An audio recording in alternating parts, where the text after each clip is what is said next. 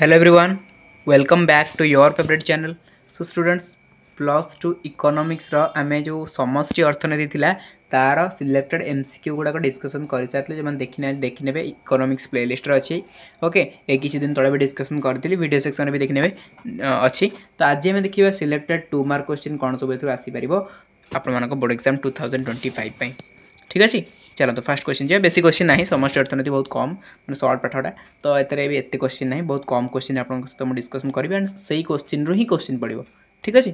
चलो तो फर्स्ट तो क्वेश्चन निहाती भाबरे पचारबा कि समष्टि अर्थनीति कोन। ओके तो अर्थनीतिर जो शाखा अर्थव्यवस्थार सामग्रिक कार्यधारा को बा कार्यकारिता को अध्ययन करे सेही अर्थव्यवस्थार सामूहिक अर्थनैतिक एकक संपर्क अनुशीलन करे ताहाकू समष्टि अर्थनीति कह जाए। अर्थात अर्थव्यवस्था सामूहिक उत्पादन नियोजन दरर स्तर निर्णय करुवा उपादान और शक्तिगुड़िकर अध्ययन को समष्टि अर्थनीति बोली कह जाए। तो समष्टि अर्थनीति आप कौन बुझे ना जोटा कि गोटे समग्र जिनस को लेकिन अध्ययन कर टोटाल कह गले व्यक्तिभित्तिक जिनस किसी ना व्यक्तिगत जिनस आसला मैंने से आपगला कौन व्यष्टि अर्थनीति बट ये सी कहूँ समग्र जिनस को लेकिन अध्ययन करमती कि कहला प्रथम लाइन ही आप जापारे कहला जे अर्थनीति जो शाखा अर्थव्यवस्थार सामग्रिक कार्यधारा को अध्ययन करता है कार्यकारिता को अध्ययन करे तो ताकू कह जाए कौन सामग्रिक समष्टि अर्थनीति।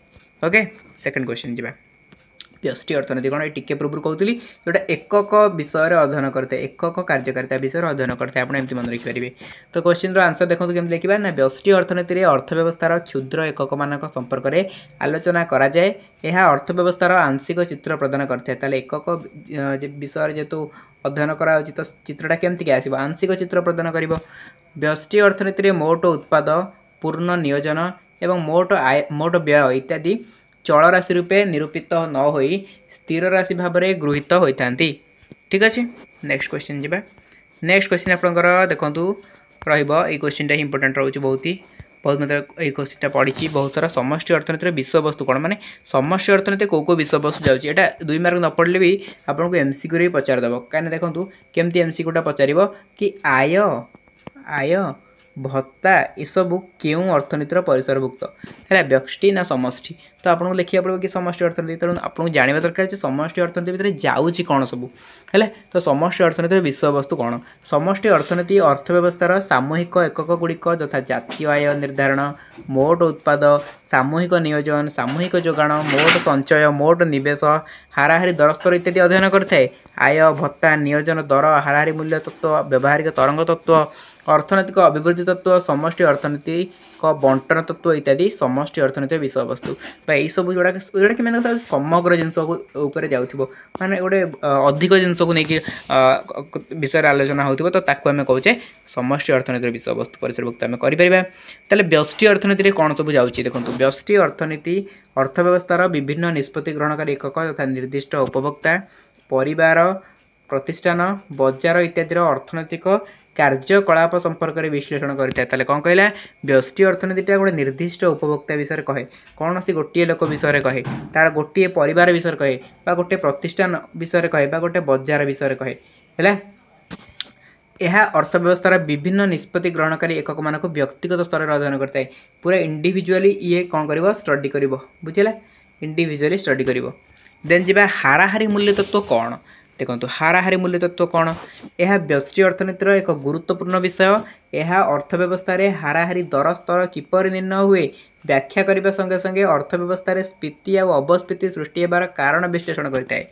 तो कौन कहला हाराहारी मूल्य तत्व कौन ना यही हाराहारी मूल्य तत्वटा व्यष्टि अर्थनीति गोटे बहुत ही इंपोर्टेंट टॉपिक रोचे आई जो अर्थव्यवस्था है आमर जो अर्थव्यवस्था रही यही हाराहारी मूल्य तत्वटा हाराहारी दर तत्व भी कहुए एटा निर्णय हुए व्याख्या करने संगे संगे अर्थव्यवस्थार स्फीति हाँ ये कौन करे अर्थव्यवस्थार स्फीति केमती क्या अच्छी अपस्फीति केमती क्या अच्छी एवं तार कारण कौन से आमको दर्शाई है कौन किए ना हाराहारी मूल्य तत्व बुझीगला ना बुझीगलानी तापर आप देखो नेक्स्ट क्वेश्चन रोचे और समष्टि अर्थनीतिर बंटन तत्व कौन बुझा लास्ट क्वेश्चन यहाँ समष्टि अर्थनीतिर बंटन तत्व देखो पे मैंने पूर्व कही रखुच्छी सब्सक्राइब जब करना काइंडली सब्सक्राइब करूँ बेल आइकन को ऑल कर दिंतु है कहीं कहूँ ना आपर आग को बहुत सारा इंटरेस्टिंग क्लास हमारा अच्छी ताले समष्टि अर्थनीतिक बंटन तत्व कौन बुझा पचारा समष्टि अर्थनीतिक बंटन तत्व तो यही तत्व जातीय आयर बंटन प्रक्रिया बुझाई थाए।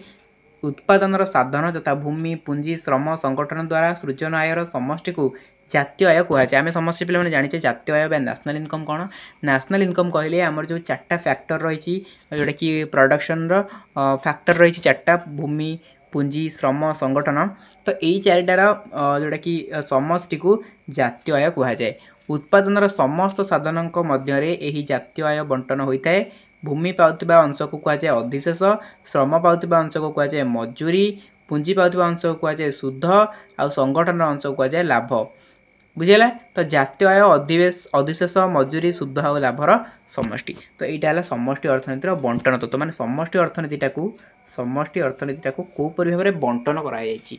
बुझेगा। तो यही तक मिसिले हूँ कौन समष्टि अर्थनीतिर बंटन तत्व। बुझीपारे पे। तो एतिकी आपको पढ़ार अच्छे और किसी भी नहीं। टेलीग्राम रे निहाती जॉइन करेंगे, डिस्क्रिप्शन बॉक्स में लिंक अच्छी।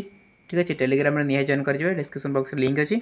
आउ जदि किसी प्रोब्लेम हो टेलीग्राम जॉइन कर कमेंट करेंगे कि नहीं जॉइन करें किसी प्रोब्लेम फेस करुँगी देन आपको लिंक प्रोवाइड करदेवि आप जॉइन करेंगे। ठीक अच्छे। आ व्हाट्सएप चैनल लिंक भी सेठी अच्छी। आ गोटे कथा है कि समस्त सब्सक्राइब कर रखुद जब भी सब्सक्राइब करना मत लगुनि करेंगे निहाती जब भी सब्सक्राइब करना करी बेल आइकन टाक ऑल कर सिलेक्ट कर रखुद बिकज नवेम्बर 23 रु आपर क्लास पूरा धूमधड़क चलो पूरा बोर्ड एग्जाम आम फुल दम प्रिपरेशन करवा। नवेम्बर 23 रु आप सिलेक्शन क्वेश्चन दबा स्टार्ट करवा विथ आंसर। ठीक अच्छे। तो टोटाल उपर डिसेम्बर जनवरी फेब्रुआरी फुल दम प्रिपरेशन हम फेब्रुआरी आप एग्जाम देवे। ठीक अच्छे। तो प्रैक्टिकल एग्जाम भी फुल दम प्रिपरेशन चलो तेणु गोटे भी वीडियो को मिस करेंगे नहीं, सब वीडियो देखिए कहीं आप सबुत इंपोर्टेंट वीडियो ही अपलोड हम। तो आज क्लास को पे एटेंड करवा देखा आप सहित गोटे next and fresh class till then tata and love you all. Thank you so much.